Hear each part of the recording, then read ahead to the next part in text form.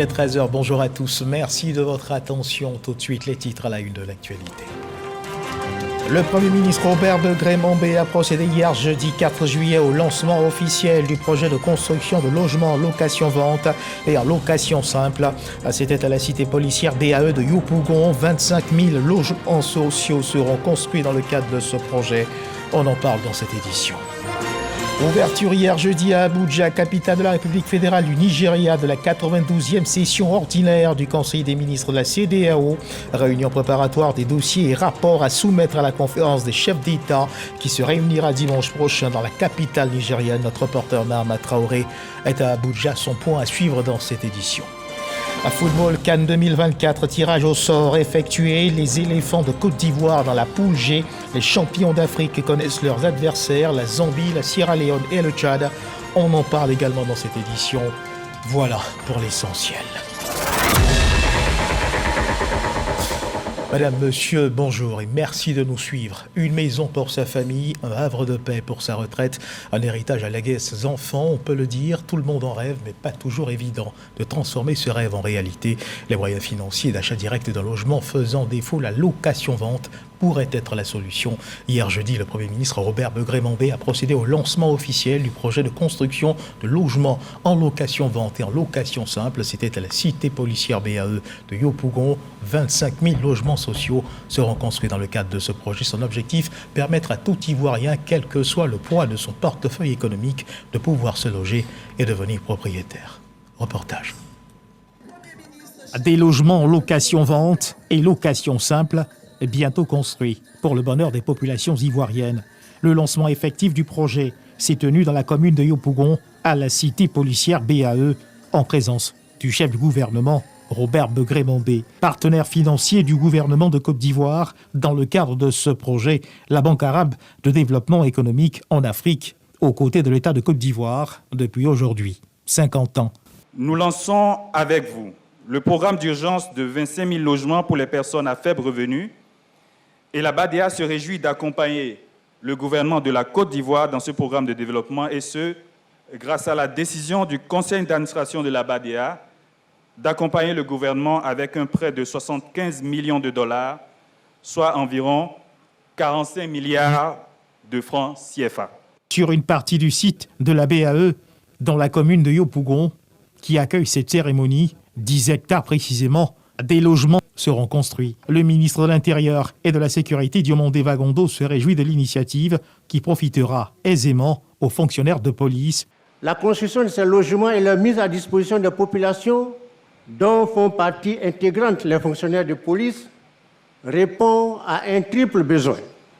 Un besoin opérationnel, un besoin financier et un besoin administratif en ce qui concerne la police nationale.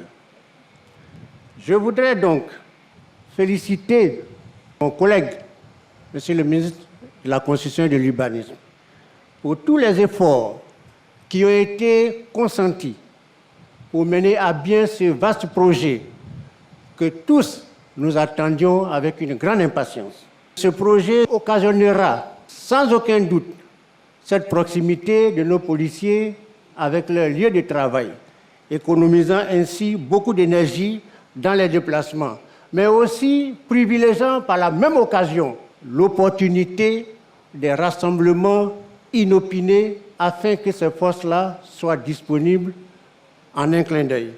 Ce projet s'inscrit dans le cadre du programme présidentiel d'accès aux logements sociaux et économiques démarré depuis 2012. 25 000 logements seront construits dans le cadre du premier projet initié en faveur de la construction de logements en location-vente et en location simple. Le gouvernement a initié le programme qui est lancé aujourd'hui, programme d'urgence de construction de 25 000 logements sociaux et économiques en commande publique, axé sur la réalisation d'immeubles collectifs au cœur des communes du Grand Abidjan et de quelques villes de l'intérieur du pays, à savoir Yamoussoukro, Bouaké, Korogo et San Pedro.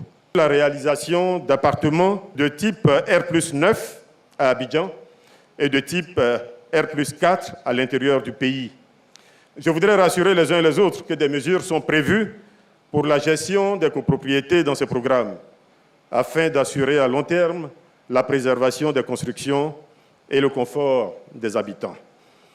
À ce jour, le programme bénéficie de 25 hectares mobilisés dans la ville d'Abidjan, dont 10 hectares ici à la cité policière de la BAE à Yopougon, 5 hectares à la Sikoji, zone industrielle, et 10 hectares à Koupé-Zedji, PK24.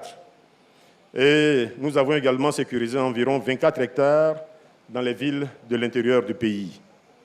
Après 30 ans qui ont vu les programmes de type location-vente et location simple réalisés par les sociétés publiques de construction de notre pays, Sikoji, Sogefia notamment, notre pays renoue avec ce dispositif qui a fait ses preuves, qui a été un succès, qui a permis à des dizaines de milliers d'Ivoiriens de se loger décemment et à un coût abordable.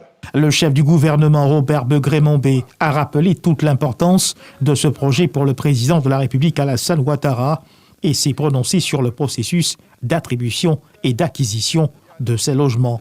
Nous sommes venus, frères et sœurs ivoiriens, pour vous dire que désormais, il y aura la location-vente et la location simple.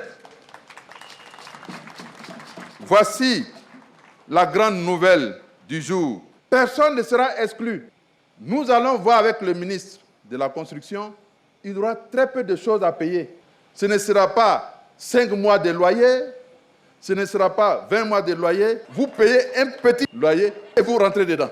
Mais là où on sera exigeant, c'est qu'à la fin du mois, il faut payer votre loyer. Je demande aux entreprises, premièrement, au bureau d'études, deuxièmement, au bureau de contrôle, troisièmement, d'être très vigilants.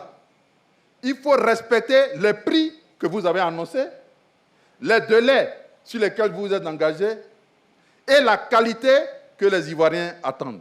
Et de temps à autre, les membres du gouvernement viendront visiter le chantier. Après, ici, nous allons aller au PK24. Nous irons à Yamoussoukro, ainsi de suite. La Côte d'Ivoire sera en chantier. Voilà ce que le président Alassane Ouattara veut faire pour les Ivoiriens. Robert Begré-Mombé, le Premier ministre, procède à la pose de la première pierre du projet. Des maquettes de ce projet ainsi que des futurs logements qui seront offerts aux Ivoiriens ont été présentés au Premier ministre. Que pensent les promoteurs immobiliers de ce projet? Ce discours du Premier ministre nous a rassurés. Ce projet, c'est un projet ambitieux et nous tous, on est fiers. Vraiment, félicitations à monsieur le ministre de la Construction et à tous mes confrères promoteurs immobiliers qui étaient sur ces lancements. On a eu des difficultés, on a essayé de retravailler, le ministère a mis en place des réformes. On a abouti aujourd'hui à ce que vous voyez, donc nous sommes évidemment très heureux. Les Ivoiriens seront satisfaits parce que le mécanisme de commercialisation qui est adapté à nos différentes populations, c'est la location-vente et la location simple. Tout le monde ne peut pas être propriétaire d'un coup. Alors le gouvernement a fait des efforts. Le privé aussi fera des efforts. Les réformes qui vont accompagner vont permettre en fait de booster vraiment le secteur du logement abordable. C'est ça qui est le plus important.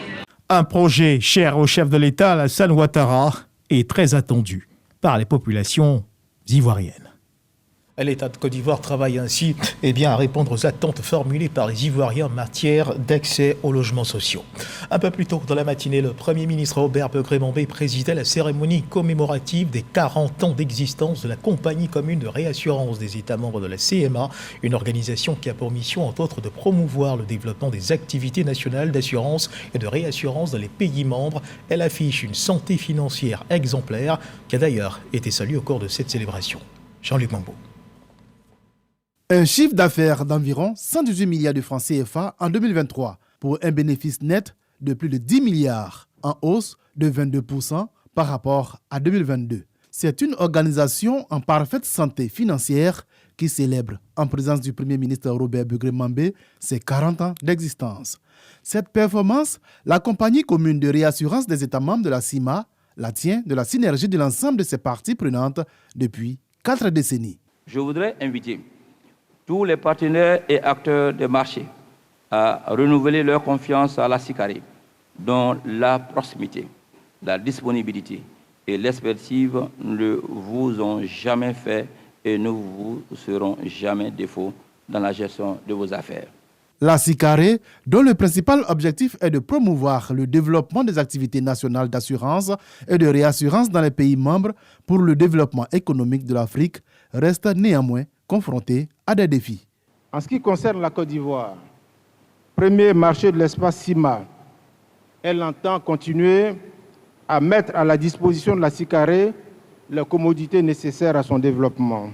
Elle fournira les efforts nécessaires en vue d'apporter l'appui que la SICARE est en droit d'attendre d'elle pour poursuivre sa croissance harmonieuse. Au-delà de la synergie d'action, les assureurs devront également faire preuve d'innovation. Le Premier ministre les a ainsi invités à prendre au cours de ces festivités un temps de réflexion sur l'avenir de l'organisation. Dès les années 80, nos dirigeants avaient compris les enjeux des regroupements régionaux, particulièrement en matière économique et financière. Ces regroupements sont essentiels pour nos États face à la mondialisation et à l'industrialisation qui exigent une présence très forte du secteur de l'assurance. Le monde des affaires appelle à déterminer de nouveaux paradigmes pour protéger les investissements, animer la dynamique impulsée par la maturité de nos économies et assurer une adéquation permanente au réel de nos relations. Le Premier ministre a également encouragé les assureurs africains à renforcer la notion d'assurance dans le tissu social africain, de faire face au changement climatique et de s'investir dans l'assurance logement. Fondée en 1981, la SICARE a vu son chiffre d'affaires passer de 696 millions de francs CFA à 118 milliards de francs CFA en 2023. Un reportage de Jean-Louis Gambo, deuxième titre de ce journal. Nos reporters Mahama Traoré et Ambroise Sémon sont depuis quelques jours au Nigeria, précisément à Abuja, où ils suivent de près la 92e session ordinaire du Conseil des ministres de la CEDEAO, la Communauté économique des États d'Afrique de l'Ouest. La session ouverte hier jeudi, les dossiers et rapports à soumettre à la conférence des chefs d'État qui se réunira à dimanche prochain dans la capitale nigériane sont passés au peigne fin. La situation économique de l'organisation sous-régionale, la résolution des crises sociopolitiques que connaissent 4 pays membres ou encore la lutte contre le terrorisme figure au cœur de cette session. Reportage. La CEDEAO rencontre des difficultés à mobiliser les financements adéquats à la mise en œuvre de sa mission d'intégration sous-régionale. C'est pourquoi cette 92e session ordinaire du Conseil des ministres de l'institution entend examiner en profondeur le rapport sur l'état de la communauté, rapport évoquant la situation socio-politique, économique, sécuritaire de la région. L'un des points saillants demeure l'impasse que connaît le dialogue engagé avec les autorités de transition établies dans 3 pays membres. Nous n'avons toujours pas pu établir un cadre de négociation avec les autorités du Mali, du Burkina Faso et du Niger quant à leur décision de se retirer de notre communauté. Malgré nos entreprises dans l'allègement des sanctions, des invitations au gouvernement pour participer à des réunions techniques et la demande de réunion, nous n'avons pas reçu avoir donc la bonne communication de ces États membres.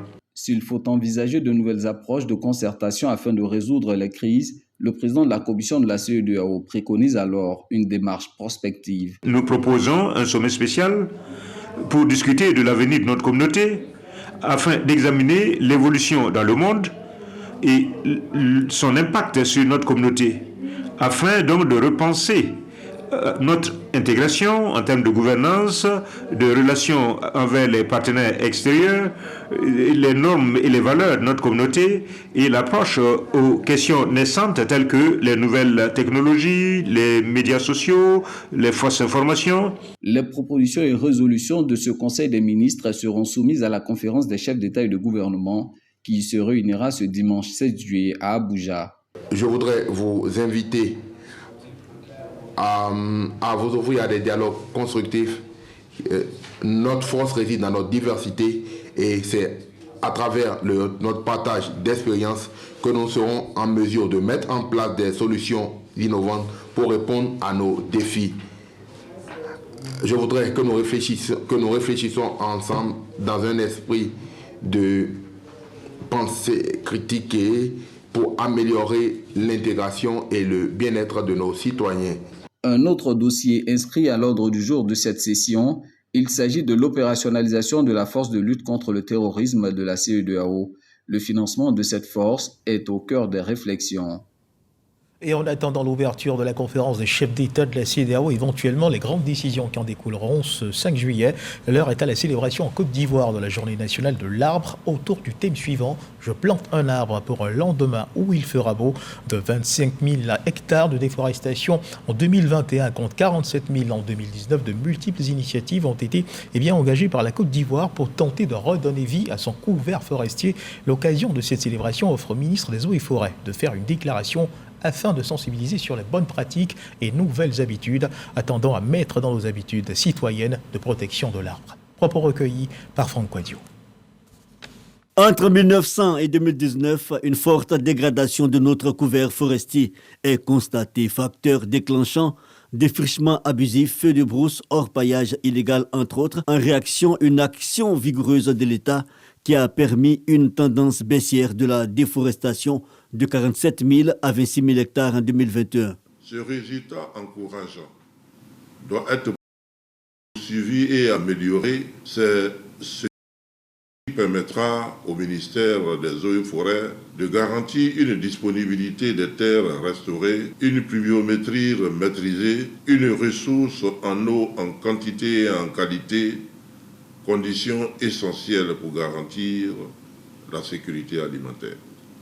Comment le poursuivre? En multipliant les réformes telles le nouveau code forestier et l'intégration de mécanismes internationaux, en l'occurrence l'APV-FLECT, mais aussi et surtout en sensibilisant sur les bonnes pratiques. C'est pourquoi l'État a institué la Journée nationale de l'arbre. L'édition 2024 de cette journée est placée sur le thème « Je plante un arbre pour un lendemain où il fera bon vivre ». Ce thème incite chacun de nous à agir. Protégeons nos forêts pour un environnement sain et harmonieux et intégrons le reboisement dans nos habitudes quotidiennes. Instituée tous les 5 juillet, la Journée nationale de l'arbre vise à inculquer aux Ivoiriens le civisme vert et protecteur de la forêt. L'objectif à terme est la reconquête du couvert forestier originel de la Côte d'Ivoire, quelques 16 millions d'hectares en 1960. Et le ministre des Eaux et Forêts, Laurent Tchaba, qui invite les Ivoiriens à planter chacun un arbre. Des actions seront d'ailleurs menées dans ce sens dans plusieurs villes du pays jusqu'au 30 juillet, avant la célébration officielle. Oui, demain, il fera beau. IDT, la société ivoirienne de télédiffusion, renforce son extension dans le district d'Abidjan via une campagne de sensibilisation et d'information de proximité dans les communes du district autonome d'Abidjan. De jeunes Ivoiriens ayant bénéficié d'une formation ont pu instruire les populations de la commune d'Anyama sur la TNT. Pour la direction générale de IDT, il s'agit de travailler à l'extension de la TNT dans les foyers et favoriser l'insertion professionnelle des jeunes. Frédéric Oulaï, Jean-Marc Djadji. Les agents de la société ivoirienne de télédiffusion IDT sensibilisent sur l'intérêt de l'utilisation des kits TNT. Cette tournée d'information a déposé ses valises dans la commune d'Anyama.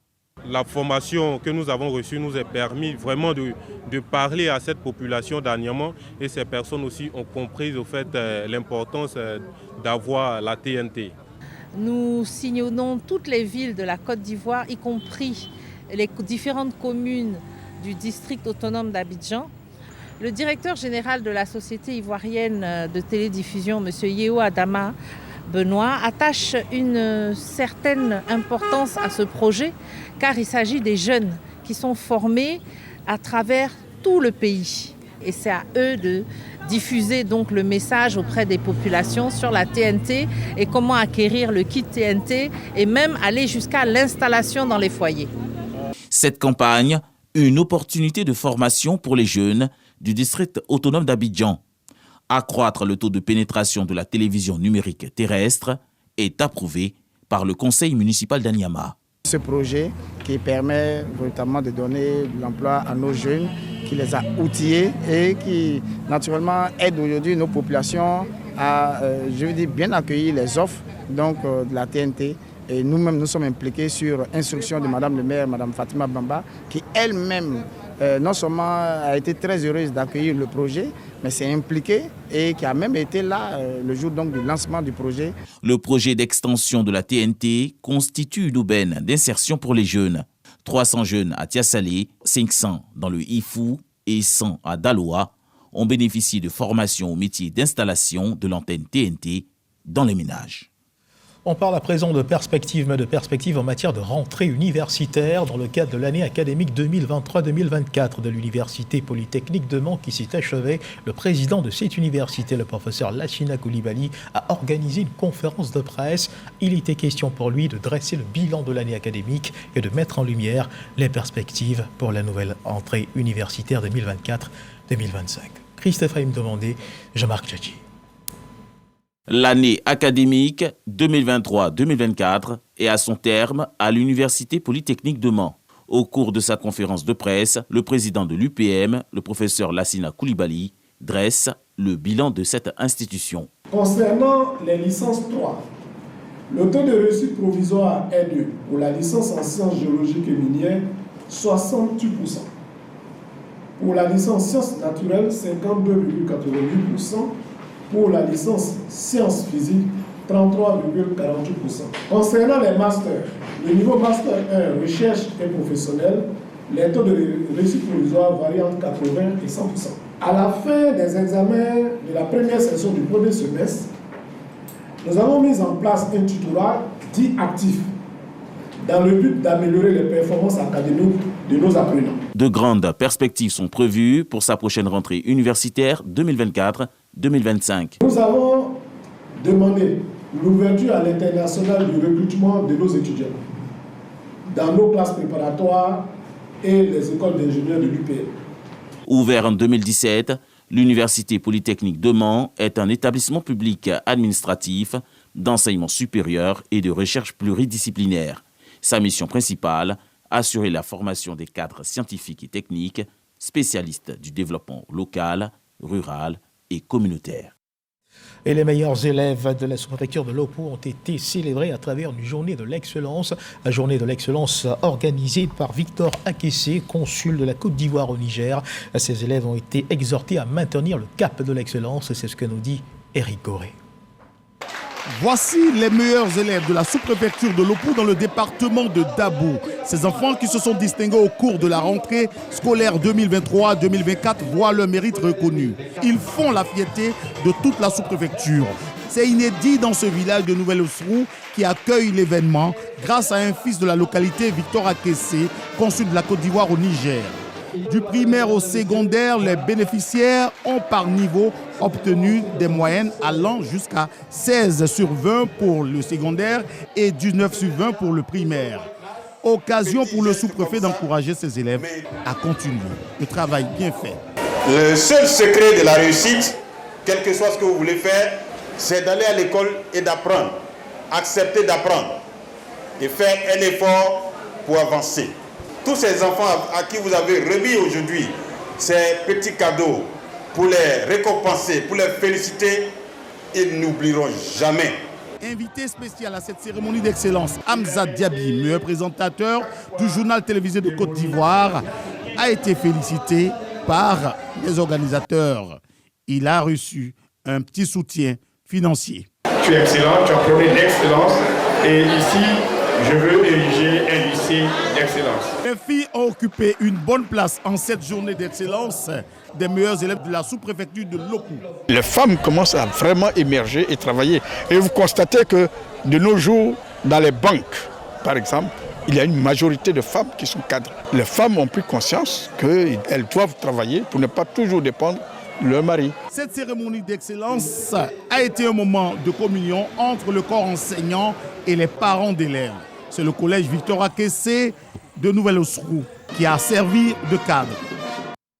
Un reportage signé Éric Goré. La question de l'autonomisation de la femme et la quête de perspectives pour l'amélioration de ces situations figurait au cœur d'un atelier organisé par le ministère de la Femme, de la Famille et de l'Enfant à travers la direction du genre et de l'équité, un atelier d'échange sur l'égalité du genre et l'investissement dans le futur de la femme et de la fille en Côte d'Ivoire. Plusieurs partenaires et ONG ont pris part à cette rencontre. Malika Coulibaly, Issa Bélé. Mettre en place des mécanismes de soutien pour apporter une réponse à l'autonomisation des femmes, et ce par la professionnalisation de leur activité, l'accès au marché innovant et plus rémunérateur, ainsi qu'à l'accès au financement et aux compétences en gestion financière. C'est tout le sens de cet atelier d'échange organisé par le ministère de la Femme, de la Famille et de l'Enfant. Un moment de partage d'idées sur l'avenir de la femme en Côte d'Ivoire. L'investissement dans les compétences entrepreneuriales des femmes permettra de développer leur résilience face aux effets du changement climatique, d'amortir les chocs engendrés par les différentes crises auxquelles le monde et notre pays fait face. Nous attendons véritablement qu'on puisse faire un pas qualitatif en matière de promotion des droits de la femme. Nous allons réfléchir sur tout ce qui est mécanisme pour pouvoir mettre en place des solutions durables. La représentante du directeur pays de Save the Children a salué l'engagement du gouvernement ivoirien à travers le ministère de la Femme, de la Famille et de l'Enfant pour la défense des droits des femmes et des filles. Le ministère de la Femme, de la Famille et de l'Enfant mérite dans notre reconnaissance pour son engagement indéfectible à défendre les droits des femmes et des filles. Leurs actions, en effet, ont permis de renforcer les lois contre le mariage précoce, d'élargir l'accès des filles et des femmes à des métiers professionnalisants et porteurs, offrant aussi une base solide pour un avenir plus équitable. Malgré cette volonté politique affichée, les initiatives et actions menées, les inégalités à l'encontre de la femme persistent. Ce rendez-vous est alors une opportunité pour mobiliser les partenaires et les acteurs à s'inscrire dans les initiatives innovantes en faveur de l'égalité homme-femme, de l'autonomisation des femmes et des filles qui favorisent le développement inclusif d'une nation. Et dans le fil de l'actualité, il y a également ce soutien à l'autonomisation de la femme. Jacques Assaoré-Conan, le président du conseil régional de Bouaké, met à disposition des femmes de la région de Bouaké un fonds de 100 millions de francs CFA afin de leur donner la possibilité de créer des activités génératrices de revenus. Une annonce faite au cours du premier numéro du déjeuner de Jacques Assaoré-Conan. On en parle avec notre reporter Kader Sokoudou. Dans un face-à-face et un dialogue direct sans filtre, les femmes de la région de Bouaké posent leurs problèmes au ministre Jacques Assaoré-Conan, président du conseil régional de Bouaké. Des difficultés qui tournent autour de la formation, du financement des projets et de l'autonomisation de la femme. Aujourd'hui, nous, femmes du milieu rural, nous voulons beaucoup travailler. On est confrontés à plusieurs problèmes, surtout au problème du changement climatique. Mais par manque de moyens, on ne peut pas vraiment exercer et puis mettre à profit nos différents projets. Ces échanges s'inscrivent dans le cadre du déjeuner de Jacques, une tribune d'échange et de partage entre le président du conseil régional de Bouaké et sa population. À l'initiative du ministre Jacques Assaoré-Conan, 100 femmes triées sur l'État et issues de différents secteurs d'activité ont pris part au premier numéro de la rencontre sur le thème « Place et contribution de la femme pour le développement de la région de Bouaké ». Le président du conseil régional de Bouaké rassure ses invités avec un fonds de 100 millions de francs CFA mis à leur disposition. Nous avons mis en place un fonds de garantie pour accompagner les femmes dans la mise en place d'activités génératrices de revenus. Ce fonds, j'ai demandé au premier vice-président d'y travailler pour que ce fonds soit opérationnel dans les meilleurs délais pour que les femmes puissent en profiter. Le déjeuner de Jacques se veut un rendez-vous trimestriel afin que le président du conseil régional de Bouaké s'imprègne davantage des difficultés de sa population. Et parlons justement d'autonomisation de la femme. Plus de 1000 femmes issues de la région de la Maraoué, notamment du département de Bouaflé, ont été célébrées par une des leurs, Marie-Laure Adjoa, cadre de la région. En toile de fond de cette célébration, la mise à disposition de moyens pour la mise sur pied d'activités génératrices de revenus. Didier Nguessan. Les Youlé sont une ethnie dans le département de Bouaflé, région de la Maraoué. Pour accéder à l'autonomisation, ces femmes ont décidé de fédérer leurs forces.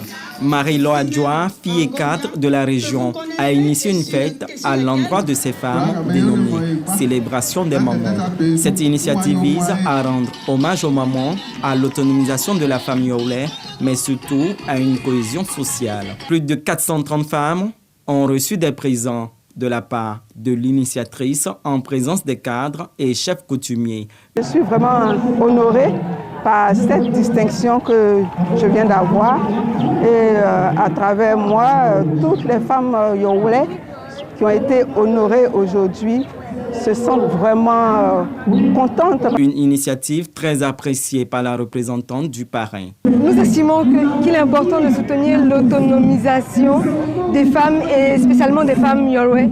Le directeur est entièrement engagé auprès de Maman Marielle dans toutes les initiatives qu'elle mènera en ce sens. La célébration des mamans est à sa 3e édition et la prochaine est prévue pour se dérouler à Zogota. Mon équipe et moi, nous avons décidé d'honorer nos mamans, en fait, pour leur autonomisation, pour que les femmes puissent se prendre en charge. Parce que là, avec l'autonomisation, je pense qu'elles peuvent prendre les décisions qu'il faut. L'initiative est venue pour célébrer, pour exprimer notre plus profonde gratitude à nos mamans qui sont nos premières éducatrices. L'association compte également parcourir les 33 villages pour le bonheur de la famille Yorwe et pour le développement de la région. Un commentaire signé Didier Nguessan et nous sommes vendredi et tous les vendredis on parle de sport et c'est l'heure de le faire. Et Samuel Mech nous a rejoint. Samuel, bonjour. Bonjour. Je me tourne à présent vers vous. Avec vous, on parle justement de ce tirage au sort de la Coupe d'Afrique des Nations 2024. Les champions d'Afrique connaissent leurs adversaires. Oui, c'est clair. La Confédération africaine de football a effectué ce jeudi à Johannesburg, en Afrique du Sud, le tirage au sort des différentes poules pour les éliminatoires de la CAN 2025 au Maroc. Herman Guivet, la Côte d'Ivoire championne en titre, évoluera donc dans le groupe G pour ces éliminatoires. Patrick Dallier nous en dit plus.